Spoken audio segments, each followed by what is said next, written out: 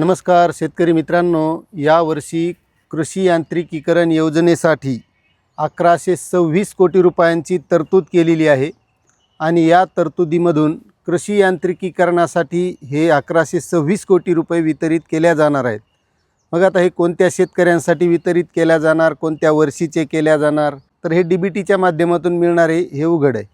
पण यामध्ये महत्त्वाच्या काही गोष्टी आहेत की शेतकरी ज्यावेळेस यासाठी ऑनलाईन पद्धतीने अर्ज करतात आणि अर्ज केल्याच्या नंतर आपल्याला ज्या योजनेचा लाभ घेतलेला आहे याचं बिल शेतकऱ्यांनी अपलोड करणं गरजेचं आहे आणि मग ते अपलोड केलं की नाही हे कसं बघायचं त्यासंबंधीचा हा व्हिडिओ मी काल केलेला आहे, तुम्ही हा बघून घ्या।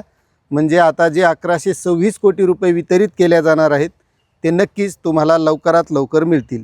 आता यामध्ये महत्त्वाची गोष्ट म्हणजे शेतकरी मित्रांनो, राज्याच्या कृषी यांत्रिकीकरण योजनेत गेल्या वर्षीच्या तुलनेत यंदा जवळपास 860 कोटी रुपयांची वाढ करण्यात आलेली आहे आणि भरघोस अशी वाढ आहे। यंदा कृषी विभागाने 1121 कोटी रुपयांचा यांत्रिकीकरणासाठी दिल्यामुळे शेतकऱ्यांना 1.5 लाखाहून अधिक कृषी अवजारे खरेदी करता आली, म्हणजे त्यासाठी पूर्वसंमत्या देण्यात आल्या। आता राज्यात महत्त्वाचं म्हणजे मजुरांची खूप टंचाई आहे आणि यामुळे शासनाचं सुद्धा कृषी यांत्रिकीकरणावर भर आहे, कारण प्रत्येक शेती ही आता यांत्रिकीकरणावर झाली आहे आणि शेतकऱ्यांकडे बैल राहिलेले नाहीत, जमीन कमी होत गेली आहे, त्यामुळे कृषी यांत्रिकीकरणावर राज्य शासनसुद्धा भर देत आहे। आता यामध्ये या चालना देण्यासोबतच क्रमप्राप्त असल्याने केंद्र आणि राज्य सरकारनं त्यासाठी विविध योजना आणलेल्या आहेत। आता यामध्ये कृषी यांत्रिकीकरण योजनेमध्ये 2025-26 या आर्थिक वर्षामध्ये शेतकऱ्यांना 1121 कोटी रुपये अनुदान मिळालेलं आहे।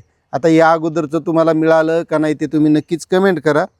गेल्या वर्षी केवळ 266 कोटी रुपयांचा निधी मिळाला होता, मात्र त्या तुलनेत यंदाचा निधी हा 860 कोटी रुपयाहून अधिक आहे। यंदा देण्यात आलेल्या अनुदानामुळे शेतकऱ्यांनी 1,60,000 सुधारित कृषी अवजारे विकत घेतली, म्हणजे त्याच्या पूर्वसंमत्या दिल्या म्हणजे ते घेतली। राज्य पुरस्कृत कृषी यांत्रिकीकरण सुधारित प्रशासकीय मान्यता दिली। या योजनेसाठी 300 कोटी रुपयांचा निधी वितरित करण्यासही मान्यता दिली। कृषी यांत्रिकीकरण उपअभियानासाठी 2025-26 या आर्थिक वर्षात 400 कोटी रुपयांच्या अर्थसंकल्पीय तरतुदी करण्यात आली होती आणि त्यासाठी राज्य शासनानं मान्यतासुद्धा दिलेली होती। आता हा जो काही निधी आहे हा खर्च झाल्यानंतर दायित्व कमी करण्यासाठी अतिरिक्त निधीची गरज ही कृषी विभागाने शासनाकडे मागणी केली होती आणि त्यामुळे राज्य सरकारचे दायित्व वाढले की कारण पूर्वसंमत्या दिलेल्या होत्या त्या शेतकऱ्यांना त्याचं अनुदान देणंसुद्धा गरजेचं होतं। मग 2025-26 या आर्थिक वर्षात राज्यात पुरस्कृत यांत्रिकीकरण योजना राबविण्यासाठी 700 कोटी रुपयांची मान्यता मिळावी असा प्रस्ताव कृषी आयुक्तालयाने विभागाकडे पाठवला होता। त्यानुसार 700 कोटी रुपयांच्या निधीची कार्यक्रमास सुधारित प्रशासकीय मान्यता देण्यात आली आणि त्यापैकी 300 कोटी रुपये वितरित केलेत आणि हे जेवढे काही पैसे वितरित झालेत याबद्दलचे सर्व शासन निर्णय आपण या अगोदरच आपल्या या चॅनलच्या माध्यमातून दाखवलेले आहेत, तुम्ही ते बघितले असतील आणि नसतील बघितले तर आपल्या डिस्क्रिप्शनमध्ये याच्या सगळ्या लिंक दिलेल्या आहेत, त्या लिंकवर जाऊन आपण सविस्तरपणे बघू शकता।